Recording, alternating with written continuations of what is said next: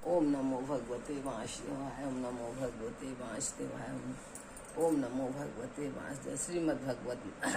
श्रीमद्भगवत महापुराण चतुर्थ स्कंद अथाष्टविंशो अध्याय।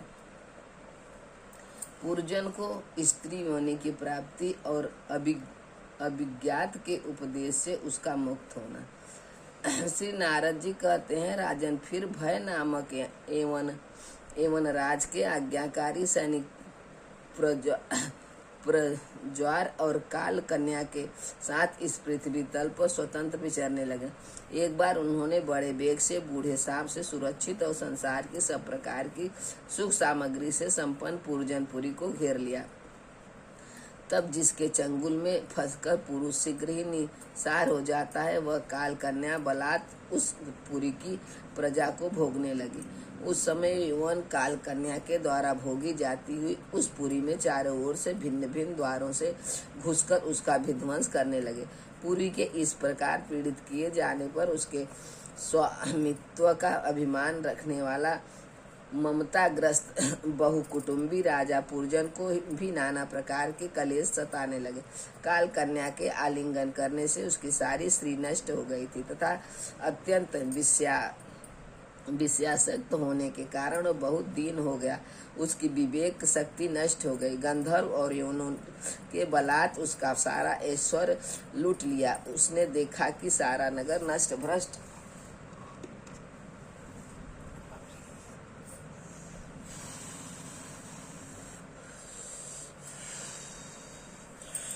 नष्ट हो गया। गंधर्व और यौनों के बलात् उसका सारा ऐश्वर्य लूट लिया। उसने देखा कि सारा नगर नष्ट भ्रष्ट हो गया है। पुत्र और पौत्र, भृत्य और अमात्य वर्ग प्रतिकूल होकर अनादर करने लगे। स्त्री स्नेह शून्य हो गई है। मेरी देह को काल कन्या ने बस में कर रखा है और पांचाल देश शत्रुओं के हाथ में पकड़कर भ्रष्ट हो गया। यह सब देखकर राजा पूर्जन अपार चिंता में डूब गया और उसे उस विपत्ति से छुटकारा पाने का कोई उपाय न दिखाई दिया। काल कन्या ने जिन्हें निसार कर दिया था, उन्हीं भोगों की लालसा से वह दीन था। अपनी पारलौकिक गति और बंधुओं के स्नेह से वंचित रहकर उसका चित्त केवल स्त्री और पुत्र के लालन पालन में ही लगा हुआ था। ऐसी अवस्था में उनसे बिछुड़ने की इच्छा न होने पर भी उसे उस पुरी को छोड़ने के लिए बाध्य होना पड़ा, क्योंकि उसे गंधर्व उन्होंने घेर रखा था। काल कन्या ने कुचल दिया था। इतने में ही एवं राज भय के बड़े भाई प्रज्वर ने अपने भाई का प्रिय करने के लिए उस सारी पुरी में आग लगा दी। जब वो नगरी जलने लगी तब पूर्ववासी सेवक वृंद, संतान वर्ग और कुटुंबी की स्वामिनी के सहित कुटुंब वत्सल पूर्जन को बड़ा दुख हुआ। नगर को काल कन्या के हाथ में पड़ा देख उसकी रक्षा करने वाले सर्प को भी बड़ी पीड़ा हुई, क्योंकि उसके निवास स्थान पर भी उन्होंने अधिकार कर लिया था और प्रज्वर उस पर भी आक्रमण कर रहा था। जब उस नगर की रक्षा करने में वो सर्वथा असमर्थ हो गया, तब जिस प्रकार जलते हुए वृक्ष के कोटर में रहने वाला सर्प उससे निकल जाना चाहता है, उसी प्रकार उसने भी महान कष्ट से कांपते हुए वहां से भागने की इच्छा की। उसके अंग प्रत्यंग ढीले पड़ गए थे तथा गंधर्वों ने उसकी सारी शक्ति नष्ट कर दी। अतः जब एवं शत्रुओं ने उसे जाते देखकर रोक दिया, तब वह दुखी होकर रोने लगा। गृहस्थ पूर्जन देह गेहादि में मैं मेरेपन का भाव रखने से अत्यंत बुद्धिहीन हो गया था। स्त्री के प्रेम पास में फंसकर वह बहुत दीन हो गया था। अब जब इनसे बिछुड़ने का समय उपस्थित हुआ, तब वह अपने पुत्र पौत्र, पुत्र वधू, दामाद, नौकर और घर खजाना तथा अन्याय जिन पदार्थों में उसकी ममता भर शेष थी, उनका भोग तो कभी का छूट गया था। उन सब के लिए इस प्रकार चिंता करने लगी, हाय मेरी भार्या तो बहुत घर गृहस्थी वाली है। जब मैं परलोक को चला जाऊंगा तब यह असहाय होकर किस प्रकार अपना निर्वाह करेगी। इसे इन बाल बच्चों की चिंता ही खा जाएगी। यह मेरे भोजन किए बिना भोजन नहीं करती और स्नान किए बिना स्नान करती है। सदा मेरी ही सेवा में तत्पर रहती थी। मैं कभी रूठ जाता था तो यह बड़ी भयभीत हो जाती थी और झिड़कने लगता तो डर के मारे चुप रह जाती थी। मुझसे कोई भूल हो जाती तो यह मुझे सचेत कर देती थी।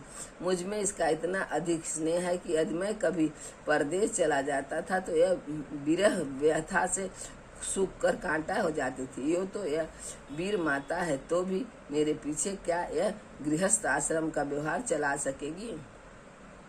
मेरे चले जाने पर एकमात्र मेरे ही सहारे रहने वाले ये पुत्र और पुत्री भी कैसे जीवन धारण करेंगे?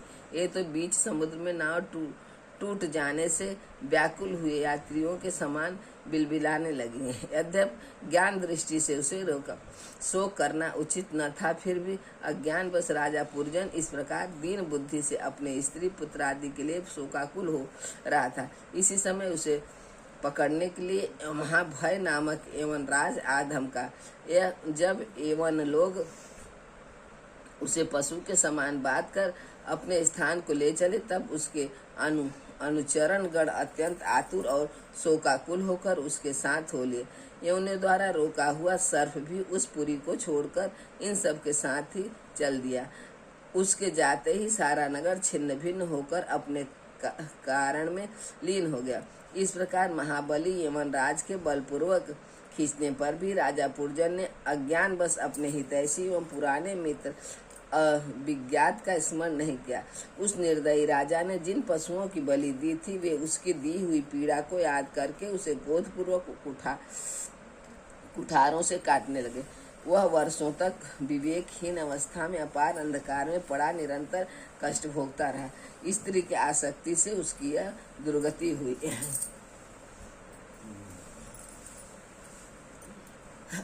अंत समय में भी पुरजन को उसी का चिंतन बना हुआ था, इसलिए दूसरे जन्म में वो निप्र श्रेष्ठ विदर्भा राज के यहाँ सुंदरी कन्या होकर उत्पन्न हुआ। जब यह विदर्भ नंदिनी विवाह योग हुई, तब विदर्भ राजा ने घोषित किया कि इसे सर्वश्रेष्ठ पराक्रमी वीर की ब्याह करेगा। तब शत्रुओं के नगरों को जीतने वाले पांडु नरेश महाराज मध्य ध्वज ने समर भूमि में समस्त राजाओं को जीतकर उसके साथ विवाह किया। उससे महाराज मलय ध्वज ने एक श्याम लोचन कन्या और उससे छोटे 7 पुत्र उत्पन्न किए, जो आगे चलकर द्रविड़ देश के 7 राजा हुए। राजन फिर उनमें से प्रत्येक पुत्र के बहुत बहुत पुत्र उत्पन्न हुए, जिनके वंशधर इस पृथ्वी को मनवंतर के अंत तक तथा उसके बाद भी भोगेंगे। राजा मलय ध्वज की पहली पुत्री बड़ी व्रतशीला थी। उसके साथ अगस्त ऋषि का विवाह हुआ। उससे उनके दृढ़ युचित नामक पुत्र हुआ और दृढ़ युचित के इद्धमवा हुआ। अंत में राजर्षि मलय ध्वज पृथ्वी को पुत्रों में बांटकर भगवान श्री कृष्ण की आराधना करने की इच्छा से मलय पर्वत पर चले गए। उस समय चंद्रिका का जिस प्रकार चंद्रदेव का अवसर करती है, उसी प्रकार मतलोचना वैदर्भी ने अपने घर पुत्र और समस्त भोगों को तिलांजलि दे दी। पांडु नरेश का अनुगमन किया। वहाँ चंद्रवसा, त्रामपड़ी और बटोदका नाम की 3 नंदियां थीं। उनके पवित्र जल में स्नान करके वे प्रतिदिन अपने शरीर और अंतकरण को निर्मल करते हैं। वहाँ रहकर उन्होंने कंद, बीज, मूल, फल, पुष्प, पत्ते, तृण और जल से ही निर्वाह करते हुए वहाँ कठोर तप किया।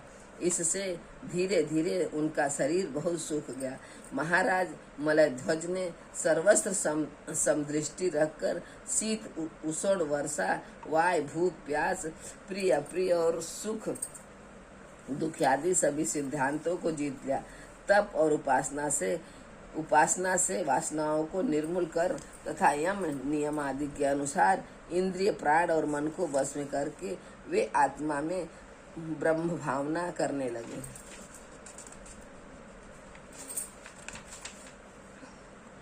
इस प्रकार 100 दिव्य वर्षों तक यथाड़ू के समान निश्चल भाव से एक ही स्थान पर बैठे रहे। भगवान वासुदेव में सुदृढ़ प्रेम हो जाने के कारण इतने समय तक उन्हें शरीरादि का भी भान न हुआ। राजन, गुरु स्वरूप साक्षात श्रीहरि के उपदेश किए हुए तथा अपने अंतकरण में सब ओर स्फुरित होने वाले विशुद्ध विज्ञान दीप के से उन्होंने देखा कि अंतकरण की वृत्ति का प्रकाश आत्मा स्वप्नावस्था की भांति देहादि समस्त उपाधियों में व्याप्त तथा उनसे पृथक भी है। ऐसा अनुभव करके वे सब ओर से उदासीन हो गए। फिर अपनी आत्मा को परब्रह्मा को आत्मा में अभिन्न रूप से देखा और अंत में इस अभेद चिंतन को भी त्याग कर सर्वथा शांत हो गए। राजन, इस समय पति परायण विदर्भी सब प्रकार के भोगों को त्याग कर अपने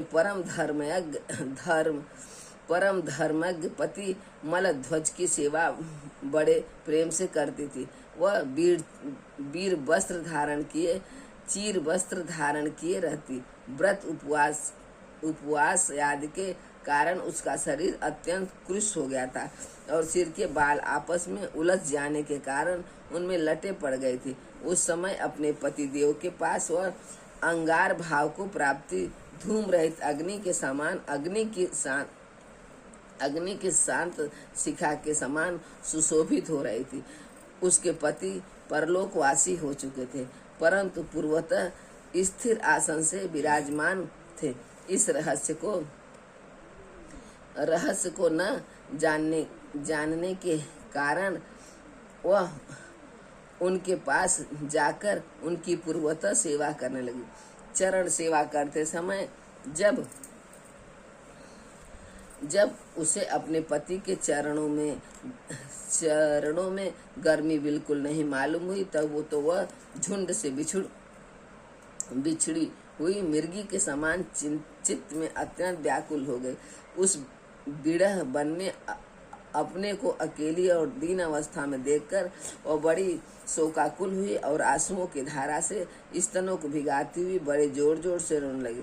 वह बोली, राजर्षि उठिए उठिए, समुद्र से गिरी हुई वसुंधरा लुटेरों और अधार्मिक राजाओं से भयभीत हो रही है, आप इसकी रक्षा कीजिए। पति के साथ वन में गई हुई वह अबला इस प्रकार विलाप करती पति के चरणों में गिर गई और रो रो कर आंसू बहाने लगी। लकड़ियों की चिता बनाकर उसने उस पर पति का शव रखा और अग्नि लगाकर विलाप करते करते स्वयं सती होने का निश्चय किया।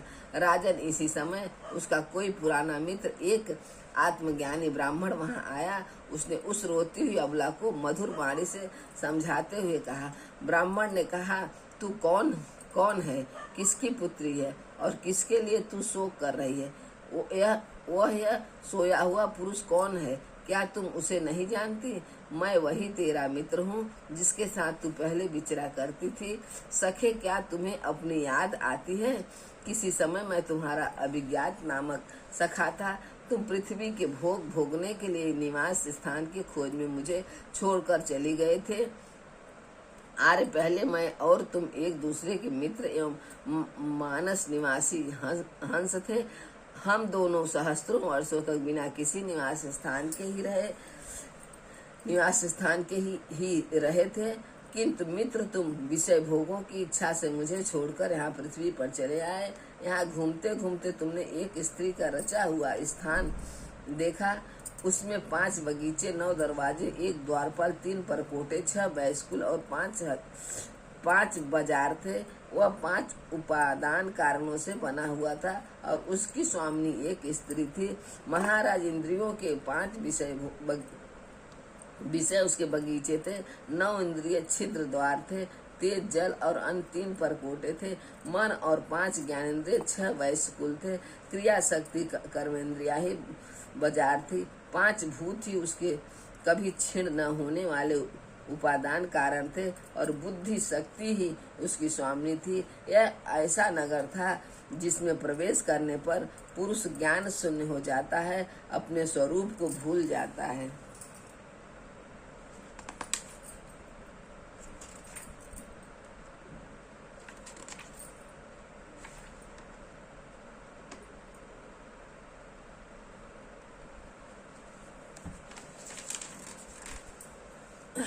भाई उस नगर में उसकी स्वामिनी के फंदे में पड़कर उसके साथ विहार करते करते तुम भी अपने स्वरूप को भूल गए और उसी के संग से तुम्हारी यह दुर्दशा हुई। देखो, तुम न तो विदर्भा राज की पुत्री ही हो और न ही यह वीर मलयध्वज तुम्हारा पति ही है, जिसने तुम्हें 9 द्वारों के नगर में बंद किया था। उस पुरजनी के पति भी तुम नहीं हो। तुम पहले जन्म में अपने को पुरुष समझते थे और अब सती स्त्री मानते हो। यह सब मेरी ही फैलाई हुई माया है। वास्तव में तुम न पुरुष हो न स्त्री, हम दोनों तो हंस हैं। हमारा जो वास्तविक स्वरूप है उसका अनुभव करो। मित्र, जो मैं ईश्वर हूँ वही तुम जीव हो। तुम मुझ में भिन्न नहीं हो, मुझसे भिन्न नहीं हो, और तुम विचार पूर्वक देखो, मैं भी वही हूँ जो तुम हो। ज्ञानी पुरुष हम दोनों में कभी थोड़ा सा भी अंतर नहीं देखते। जैसे एक पुरुष अपने शरीर की परछाई को शीशे में और किसी व्यक्ति के नेत्र में भिन्न भिन्न रूप से देखता है, वैसे ही आत्मा विद्या और अविद्या की उपाधि के भेद से अपने के ईश्वर और जीव के रूप में 2 प्रकार से देख रहा है। इस प्रकार जब हंस ईश्वर ने उसे सावधान किया, तब वह मानसरोवर का हंस जीव अपने स्वरूप में स्थित हो गया और उसे अपने मित्र के बिछोह से भूला हुआ आत्मज्ञान फिर प्राप्त हो गया। प्राचीन